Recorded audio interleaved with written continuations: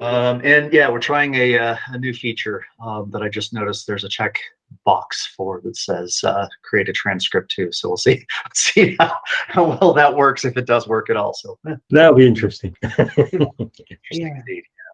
See what it makes of some of these words we use.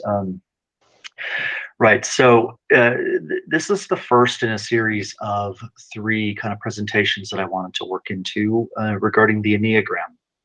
And I believe, Knight, it was actually originally in response to some comment, yeah, that you had left on the site Yes, regarding yes. it. And I realized that there needs to be some updates to the work. And I don't know if any of you have Googled Enneagram.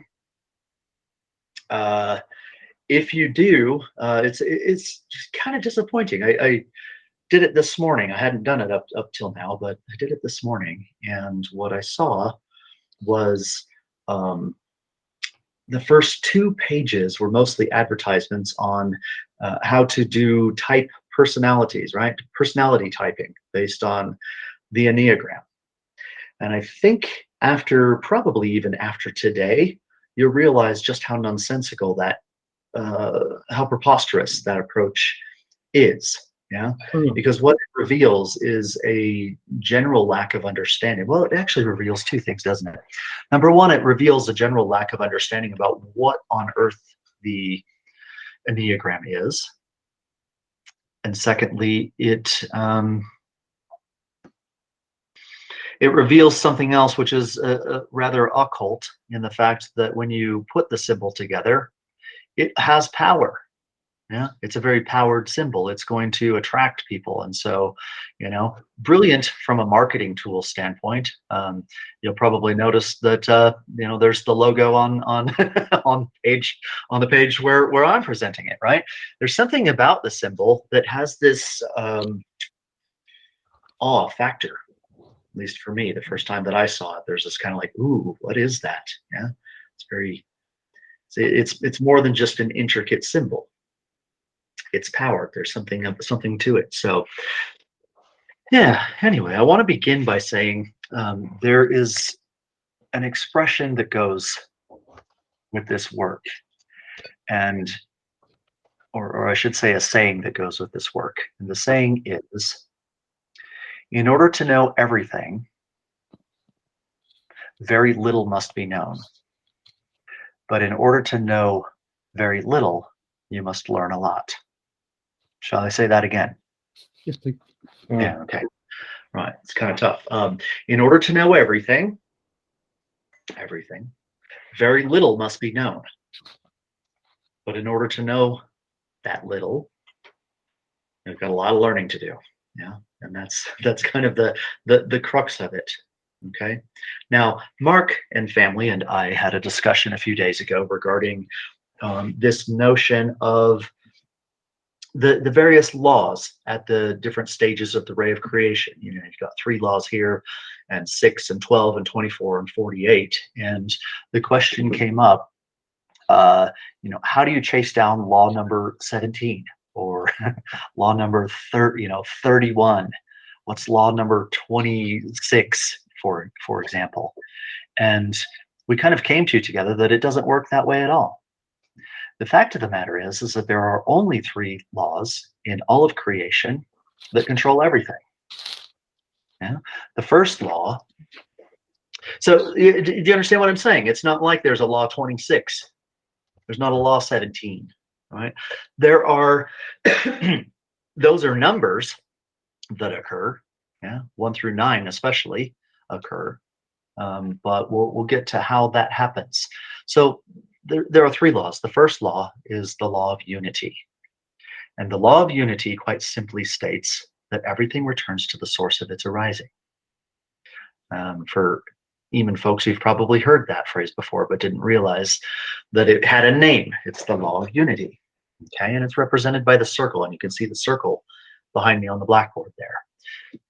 It's this idea. Yeah, both Gurdjieff and Leo said that God found himself in diminishment because of the aspects of time, right? And kind of rolled out the red carpet of the ray of creation in order to deal with that, in order to create a universe in which a return could be offered. Yeah, and this is what happens with the law of unity. I'm just going to touch on each of them briefly, and then we'll go through them. Uh, Hopefully, come up with some examples. Now, there's some interesting aspects to unity. It works by two phenomena that are interrelated. Okay, the one is aggregation. In other words, unity can add to itself, but as it does so, it just becomes more unity. The idea behind this is that you can have very small circles and very large circles, but they all are circles, right? It can add to itself through this aspect of aggregation.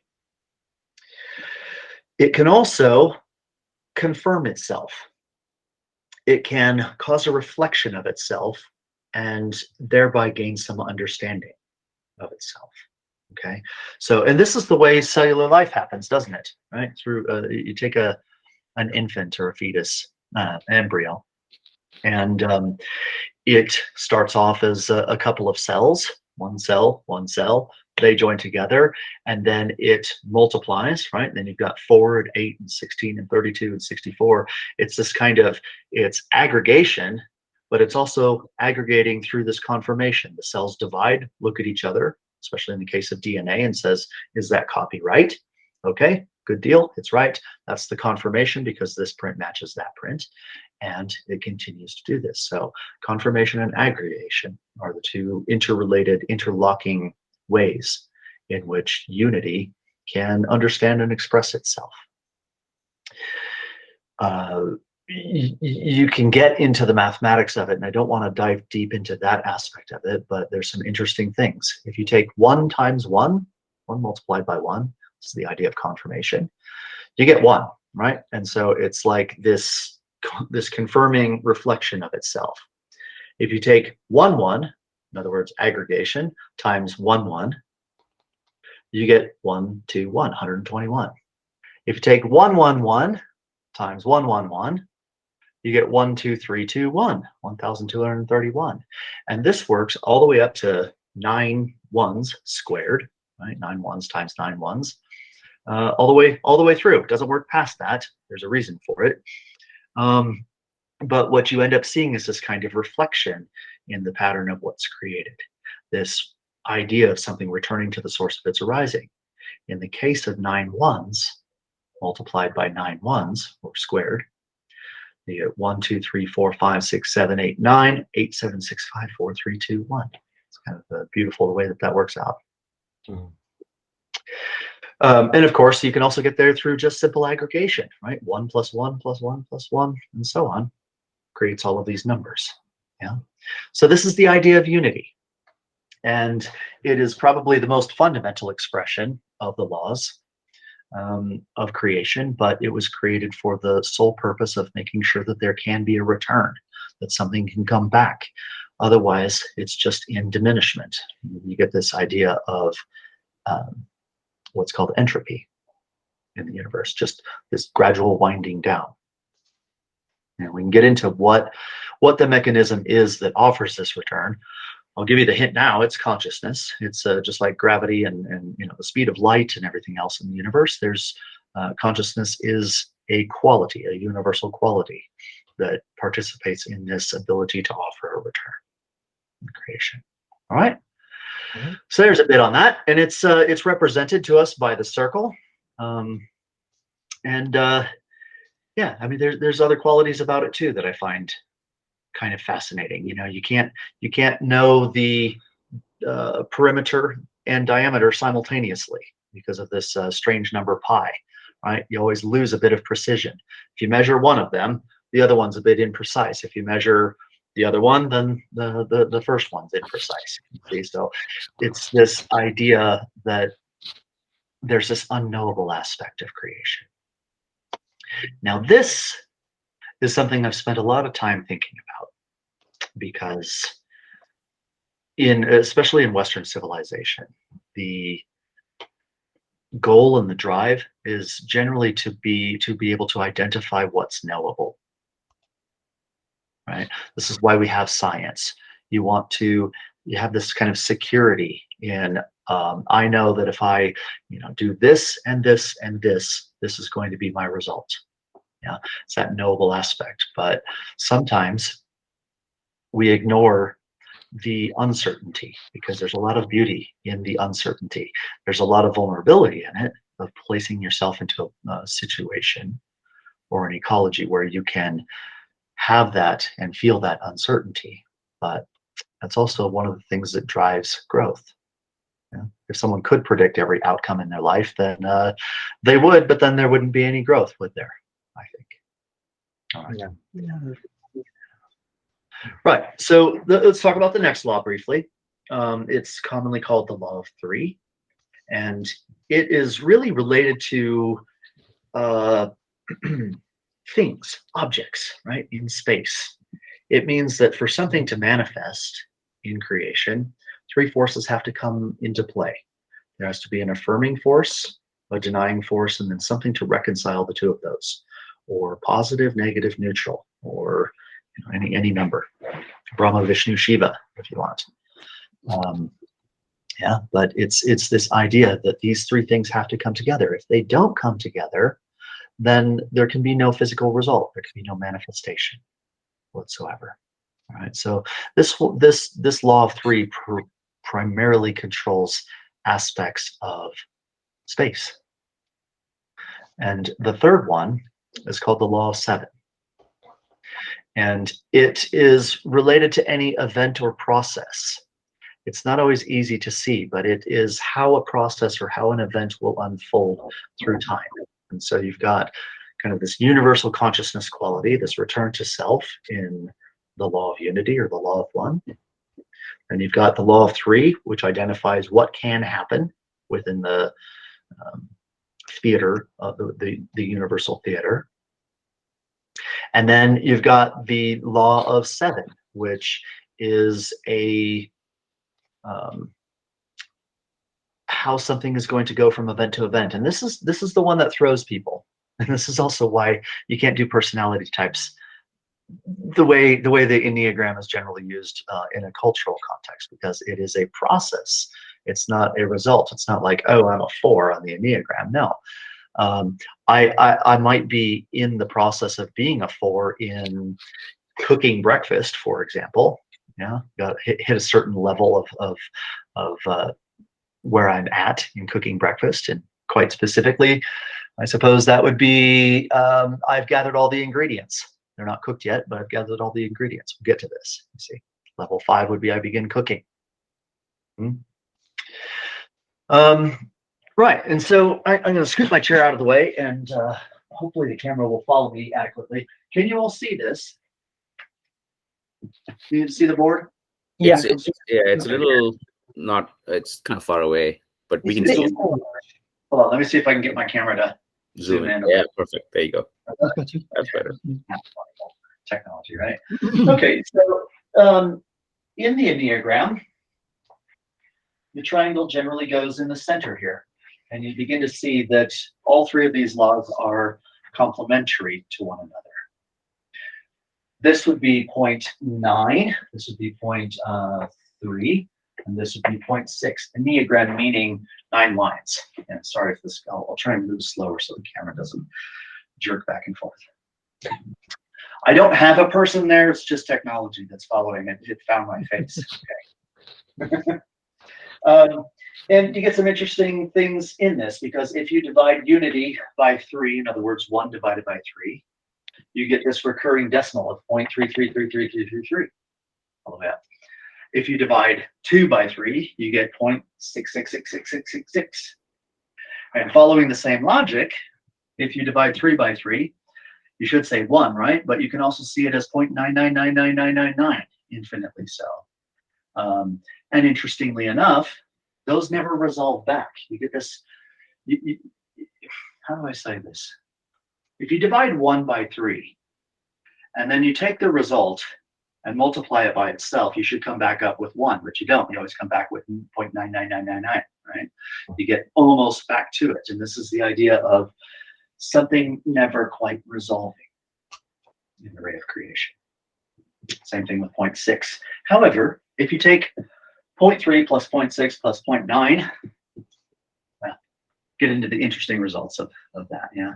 or I should say the reciprocal of that. I won't go down that path. And then the law of 7 happens like this,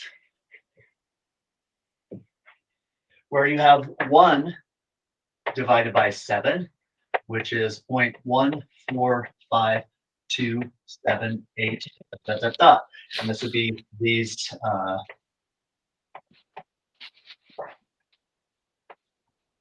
See, if you draw the numbers around the circle, then you get 1, 4, 2, 8, 5, 7, and back to 1. And so this is the inner nature of the Enneagram. But we don't see this. We don't see this processed. What we see, or what we generally experience, is going around the circle this way. And I'm going to give you an example. I'm going to take my zoom off, hopefully. It will zoom out. I'm going to give you an example from something very real, live, and current. Because I don't think anyone understands the Enneagram from the standpoint of, okay, that's cool, it's pretty, it's interesting, right? There's neat math in it. It draws an intricate pattern. It's got an ooh, ah, and a wow factor in there. But how do I use it? Yeah, and I think that's what's actually important to people, isn't it? So let's take this very event today, right now. There's a lesson that I'm trying to get across. Yeah. Now, let's take the law of 3. What are the 3 fundamental forces that need to go into a successful lesson? Well, you've got to have someone giving the lesson, right? I'm going to say teacher, but me in this example, right? Giving the lesson. I've got to have something that I'm actually trying to impart, whether, we can even just call it raw facts. I could sit here like a really dry school teacher, have you all get out your calculators and, divide 1 by 7 and graph it out and all that sort of stuff. I mean, it's raw facts, right? But you do need that sort of information.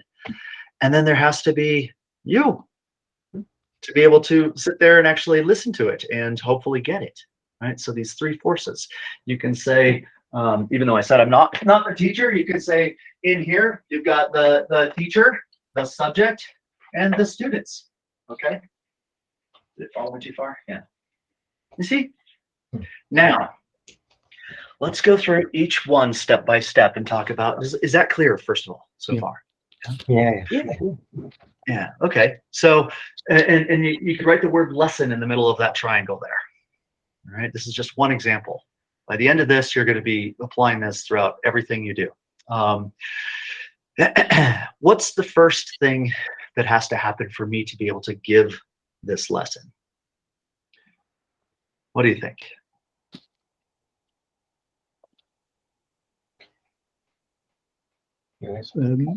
Prior research, prior understanding. That might happen in a different octave, right? Because that's the octave of me learning about it.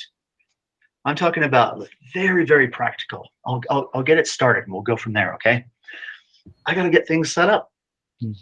Preparation. I got to make sure my camera's working. I got to make sure that the website isn't acting up and send out emails correcting it if it is. Yeah, I've got to make sure I have enough chalk handy. I have to identify the things that I'm going to need because there's all kinds of shenanigans in here that aren't going to come into this lesson. Yeah, you should see in that drawer over there all the things that won't come into this lesson. You see, but what I'm doing is I'm preparing the ecology. I'm making sure that everything is in order, right? That invites are sent out, that the camera's working, that you can hear me, that I have blackboards, chalk, coffee, right? So that I can kind of wet my throat every now and then. I know, I'm American, I drink coffee. Yeah, all right. What's the second thing? So we say here, I'm going to say, I'm going to erase this 1/7 stuff, yeah? And I'll say, prepare the ecology. Prep eco, prepare the ecology. That's step 1. What's next?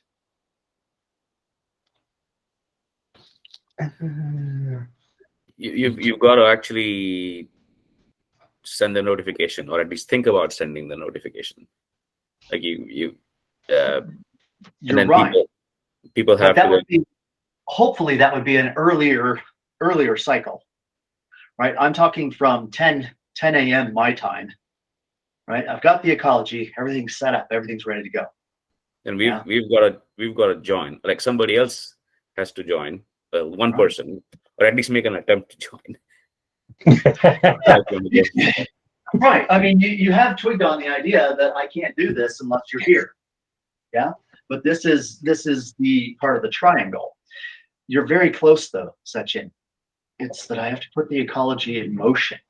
This chair. I have to actually dial in. Yeah. Have to begin the engagement. Doesn't mean anything's done yet. It just means that it's now beginning to work. Things are happening. Okay, putting the ecology in motion. If I set everything up, tested the cameras, you all joined, and then didn't do anything else, it wouldn't really be a process, would it? It would be a very short process, right? Welcome, everybody. Thank you. Goodbye. It'd be a very short process. Okay, so ecology in motion.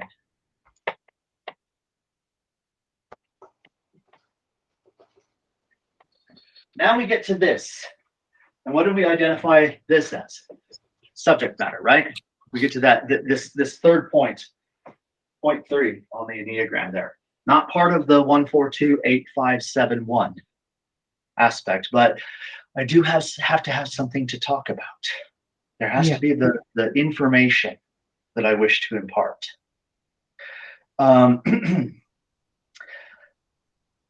Let's go past that now.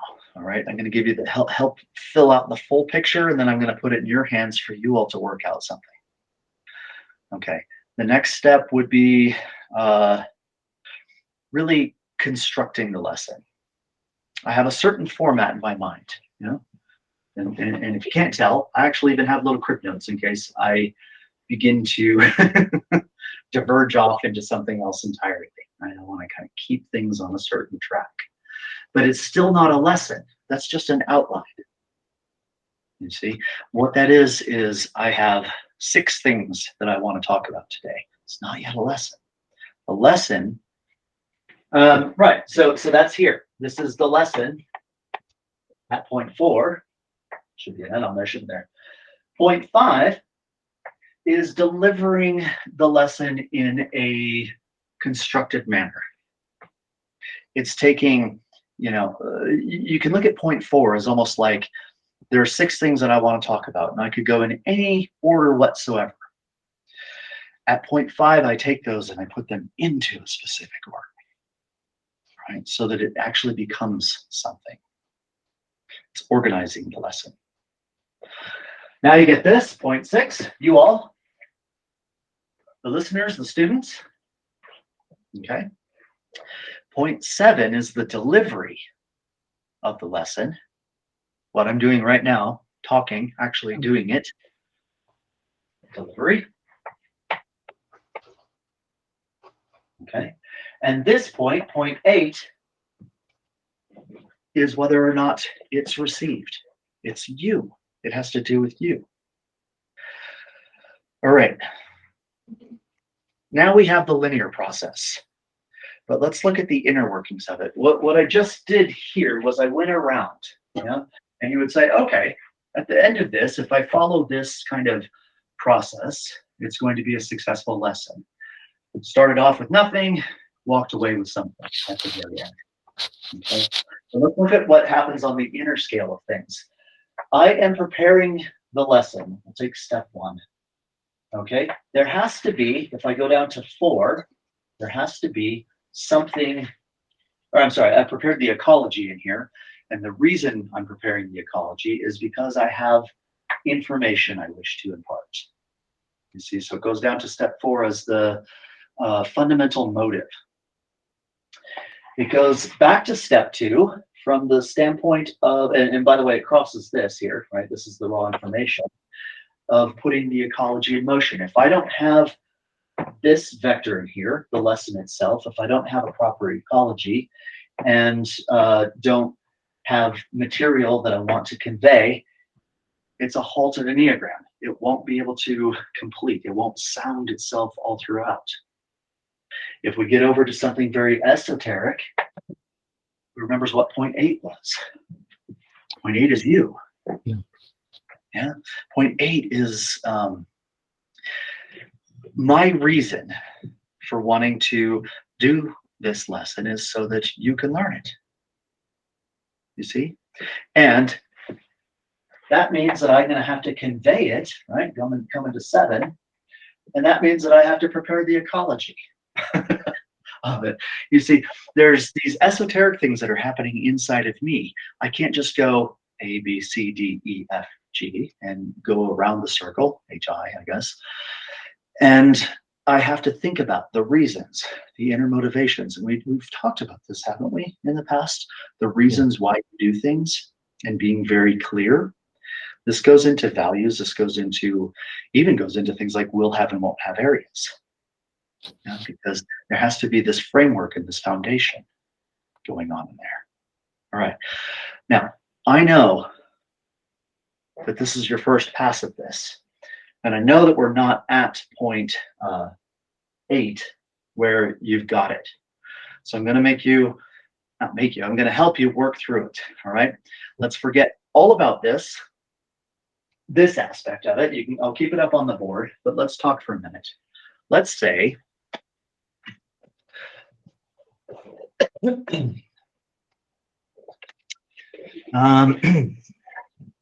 for example, that you want to prepare a banquet for a bunch of guests. Walk me through the process. What's the first thing you need to do? Now, this isn't happening in your kitchen, by the way. All right. There's a gathering, you're going somewhere, and you are the cook. You're the master chef in charge of preparing this banquet for everybody. What do you do first? Know how many people are going to attend. Okay, good. So I would call that point 6, right? Unless you mean as a fundamental aspect of preparing the ecology. Yeah. How many seats, you see? Now there's point 1. How many seats am I going to need? Yeah. What am I making for dinner? Yeah. And then once you identify what you're making for dinner, then you have to think what utensils you're going to need. Yeah. Or you may not need a whisk, but you probably need a grater, yeah, or a set of knives. You need silverware.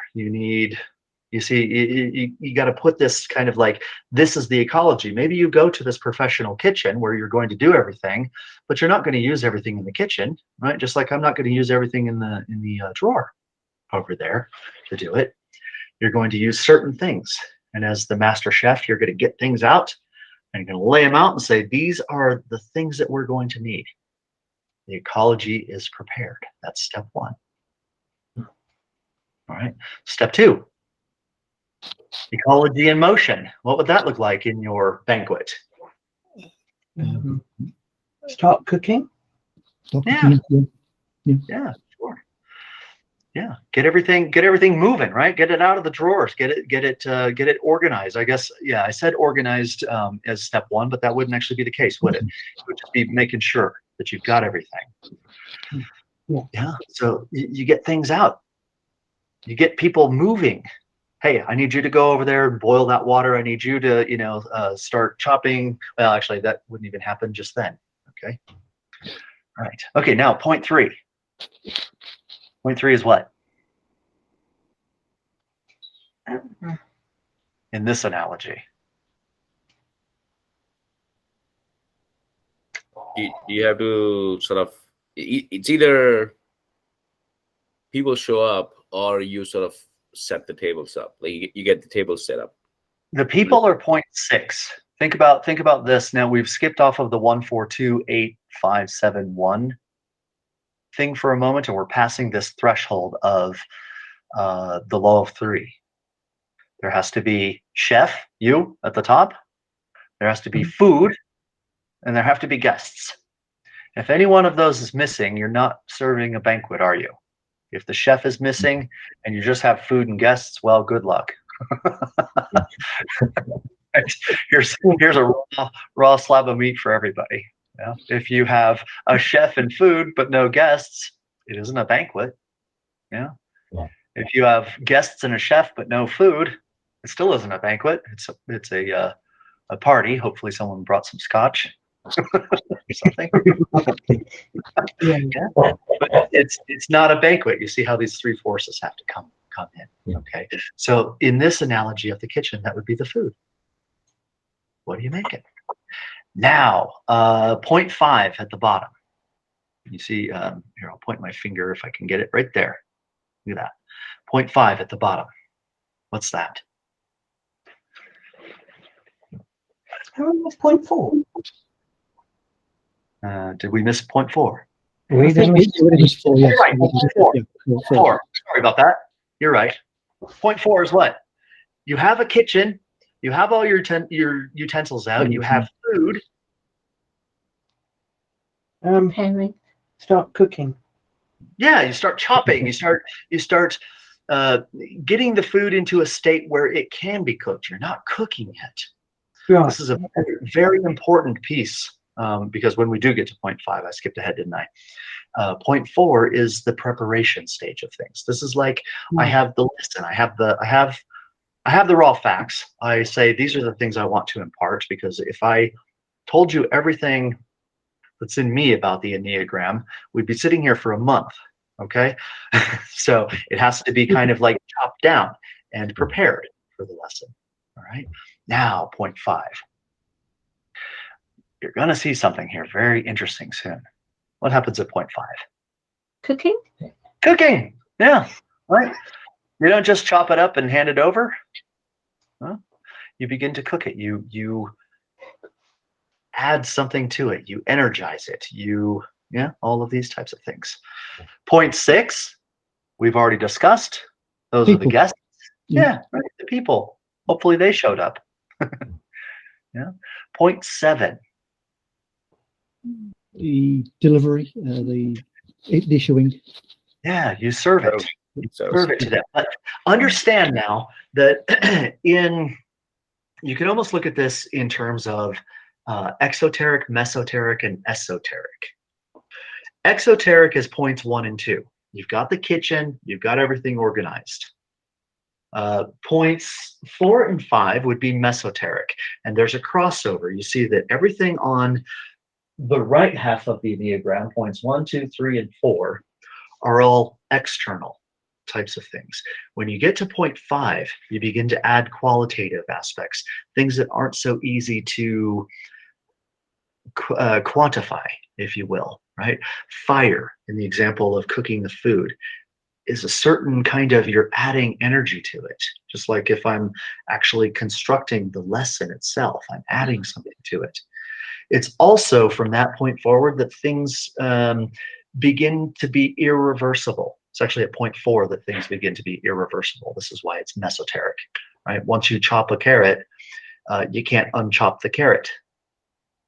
Once you cook it, you can't uncook it, you see. So these are, whereas the kitchen itself, you can get everything ready, you can get everything assembled and organized, and then you can put it all back, can't you? You can reverse that process. Things become, I would say the best way to put it is they begin to gather momentum at that point in time. And it's starting to look more and more like an event, not a series of steps. So delivery, let's talk about that 0.7, because it's not so much just a matter of slapping it on a plate, is it? If you're serving a bunch of guests, honored guests at a banquet, you're going to think about, how is this going to be served? It's going to have some aesthetic appeal to it, isn't it? It's going to have some garnishment to it. It's going to have sauces in just the right places. It's going to be presentable. And the reason why isn't because you're just trying to get food into a person. It's because you're also contemplating their experience in the process. Now, Begin to look again at the inner lines and see where that comes into play. That 1, 4, 2, 8, 5, 7 aspect of it has that interplay of, if I'm the chef, what is it that I want you to experience as you're being served this food? Yeah. And then at point 8, which is obviously you're consuming it, that's really where the experience becomes integrated in you. You see? So there's the example of serving a banquet. Now let's talk about what happens when things go wrong. We already know what happens when there's no chef, no food, or no guests. But if the kitchen isn't properly arranged and prepared, then you can kind of still complete the process, but it becomes cacophonous and chaotic, doesn't it? You can still kind of do it, but you're hunting around for things all the time. You're like, where did I put that damn knife? And where, these sorts of things. The further along you get into this, the less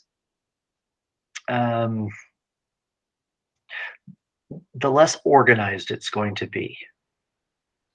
If you don't chop the food before you begin to cook it, the outcome of your meal is going to be nearly disastrous, isn't it? If you don't properly prepare things. If you don't cook the food, assuming it needs cooking, some don't, right? If you don't cook the food, but you just bring out this beautifully presented raw meat on a plate, that's disastrous to the outcome, you see? So you see how things get progressively more and more refined in the kind of attention that they need, and also that certain processes really can't be overlooked, can't be reversed. You can be a little loose in the beginning. Maybe you forgot a knife, but you can, improvise with a pair of scissors or something, you see? And of course, if they don't eat it, it's a complete disaster, isn't it? Right? It was not a catering event. It was not a banquet if nobody eats it. If nobody eats it, it's probably likely a failure of something else along the line. Now apply this, people, please, to your lives and to events and to things that you're pursuing. And you can begin to see that just slight modifications in certain processes along the way lead to a different outcome. And what this speaks to is something that is inherent in the law of 7, in the law of processes, is that without efforts coming in from the outside, without this kind of foresight of, my ultimate goal here is to serve these guests in a palatable, presentable, experiential way. If you don't have this kind of outside influence coming in, this consciousness involved in it, then it deviates. And so this is why we say everything in creation goes 1, 2, 3 and turns a little bit, and 4, 5, 6, 7 and turns a little bit, and 1, 2, 3 and completes these octaves. And this is why you say you have something like Christianity that's supposedly teaching peace, that ends up becoming this. I'm not saying it is now, but like the what was it called? The Mark, help me out. The Crusades. The Right? Crusades and the The Crusades, Inquisitions and whatnot, right? It's because it lost the signal. And this is according to natural law. You see, everything is going to lose the signal unless it has the right adjustments and the right intentions going through it. It becomes cacophonous at the end. And goes full circle, at a certain point. Well, at a certain point, it's going completely opposite the direction it started. And maybe later it comes full circle and someone goes, wait a minute, this isn't what Christianity is about. It's about love. Right? I'm not picking on Christianity. All right, but you understand the idea. If this didn't happen, it would begin to rain. And I know for you folks in England, you're quite familiar. Well, Seattle too, quite familiar with rain, right? It would begin to rain and it just would never stop.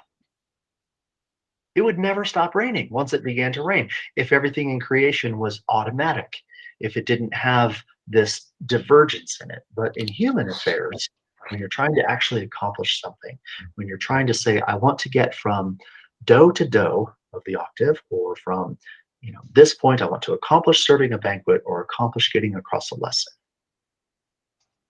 You have to put this energy in at various points in time. All right. I wanted to keep this to about an hour, but I would like, if you're willing, because I'll do another hour on this next week, but I would like, if you're willing, for you to try to come up with your own examples between now and next Saturday. Whether it be starting a business, whether it be anything, it doesn't matter. Just pick something that actually means something to your life that you're trying to accomplish, and go through these steps and really pay attention to these inner lines that happen, because that's where you add power to things. It's not just the outer circle. Yeah, it's this inner process. And I think you'll find that everything roughly follows this process here. Everything starts off with the exoteric at points 1 and 2, crosses that bridge at point 3, goes to mesoteric at 4 and 5, crosses another bridge at 6, and gets esoteric, right? I can't tell how, in the example of the banquet, the presentation, it's a very esoteric thing. It's an artistic thing. It's not a scientific thing. It's artistic, right? The flavors on your palate, whether you're enjoying it at point 8, it's a bit insubstantial, isn't it? I have to engineer that quality to it. It's not necessarily a mechanical thing. Did we mention the number 9? Here? Yeah, number 9 is basically where it enters a new octave. Okay, so if you want to talk about the kitchen analogy, then it's now in you, and you begin to chew it, right? Or you take your first bite. That's point 9, and you have your own intentions. You have a body you wish to maintain. You have food entering the organism, and these types of things, and it begins a process just like this, but inside of you. It's a new octave entirely.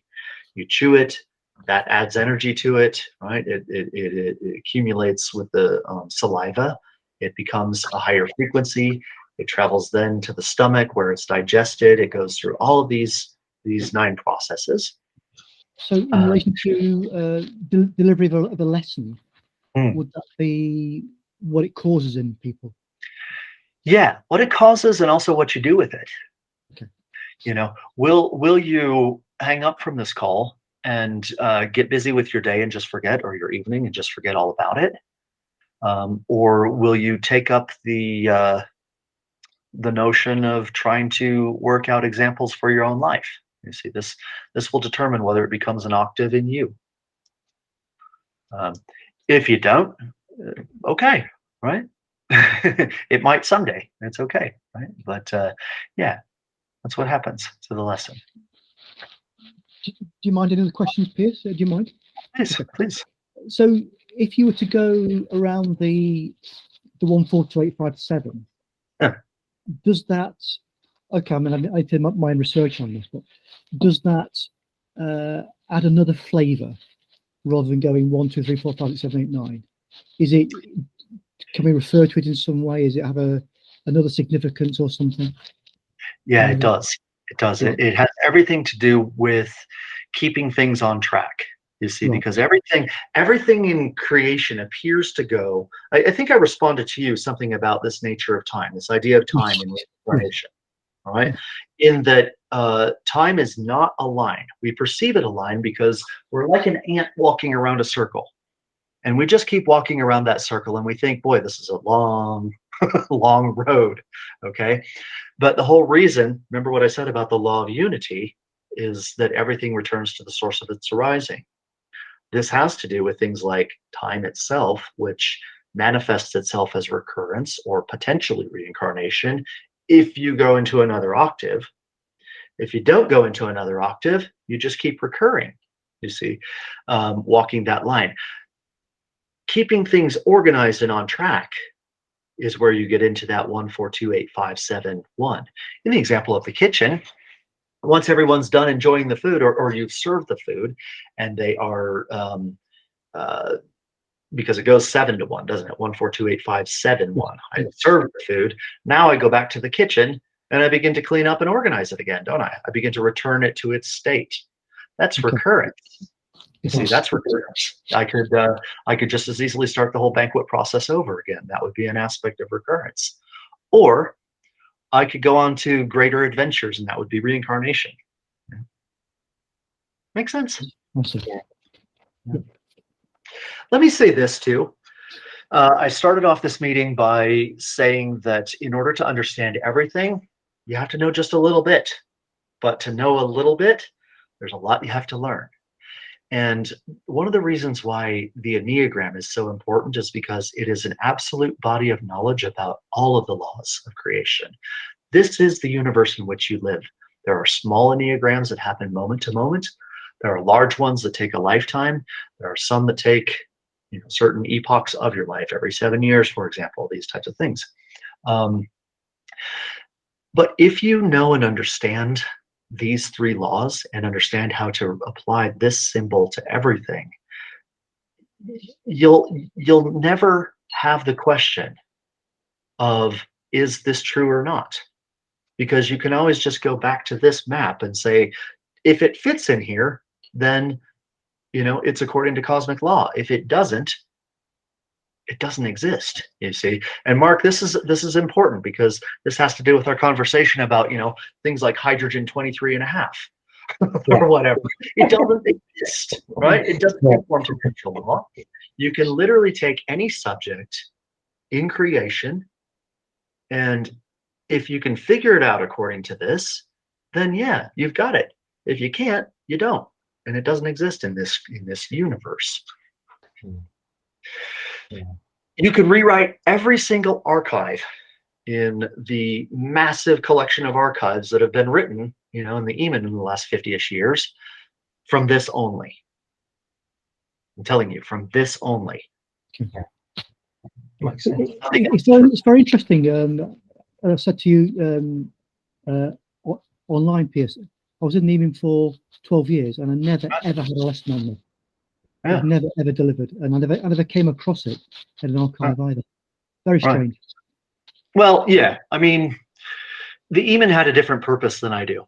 Okay. Right. The Eamon's purpose was a banquet, right? But a buffet, I should say. Yes. A buffet of, here's a little bit of this, here's a little bit of this. Oh, and try this and try that and try this and try that. Right. That's how Leo worked. I don't work that way. Right. I take things and try to actually create an Enneagram out of them. I evolve them into something that you can actually walk away with and go, oh yeah, okay, right. Now I have this and I can work this. And literally, electrobics fits in here. Did you ever do electrobics? The blacks? Done it all. Yeah, of course you did. Electrobics fits in there. Gemrod fits in there. Everything does, but it can be worked out. The thing I'll say, and Mark, you can attest to this, I don't ever want someone to say in a meeting, especially if you're meeting with someone else, Pierce said this, or according to Pierce, blah, blah, blah, right? People say, according to Leo, right? Leo said this and Leo said that, as if it's the word of God. And I'll tell you, Leo and I are going to have a bit of a conversation when the day comes, because there's some really nonsensical things, especially in the early archives. And I'm not saying I'm beyond Leo by any means, but you have a process, you see. You go through things. He got better in time, I got better in time, so on and so forth. But I'll never say this is truth because Leo said X, Y, Z. If I don't know it, if I can't work it out in front of you, if you can't say, Pierce, prove it, prove that you know this or can do this, then I really need to step down if I can't do that, right? And that's one of the things that the Eamon was missing. Knowledge without being. Lots of knowledge, very little being. I'm about helping grow being. That comes across very strongly in your writings, Piers. You give meditation exercises, and I can see that. Yeah, right. Got to be able to do it. Have we got just time for one more question? You do. I think you said in the paper 1, you mentioned 1 was birth, 4, 1 4 to 8 5 7. So 1 4 was adolescence.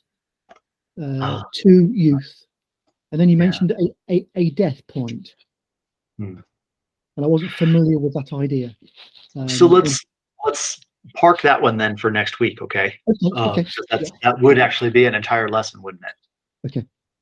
But I will challenge this. I'll put this forward that you can begin to probably work it out now that you have some of these further references for these points and what that might look like. Yeah. Okay. Yeah. Okay. So take it up if you can. I highly encourage it. This is what's been being said, isn't it, all along? Go take it and do something with it. Yes. This Sure. gives you a framework to be able to do that. Can I just ask this one? Yeah. On both points 5 and point 7, Okay. you said delivering the lesson. So what's the difference between the point 5 delivering and the point 7? Point 5 is cooking the food. Right. Point 7 serving the food. Right. Point 5 in the aspect of a lesson would be me to actually energize it, to make it potent. Gotcha. Its potency. The only way I can do that is by cooking it inside me first before I serve it to you. I can't just come, oh, I hate this, right? Did you ever do this in the Eamon? You sit there and you start off with an archive. Today we will read the archive. Yes. Begin to read the archive. And there's no cooking, is there? Yeah. Yeah. It's just reading something. It's not cooking. Cooking was me all week long with my other. I have a chalkboard in every room of the house, but with my other chalkboard behind these doors on the other side of the wall, scribbling things down and drawing lines and drawing diagrams and erasing it and coming back to it so that I could present it as something fresh. I did not go back night and read the paper 1 and 2 that I had written 3-4 years ago or whatever it was. Because it needs to be worked out live. I'm cooking you fresh food. Yeah, that makes total sense, because when looking at it from the 142857, you got the cooking internally before still cooking as you're delivering. And I don't mean from the point of view of food. I'm talking about cooking from the point of view of process inside. Sure. Yeah, it's like fajitas. They bring it out on a plate while it's still sizzling. Yeah. As they do.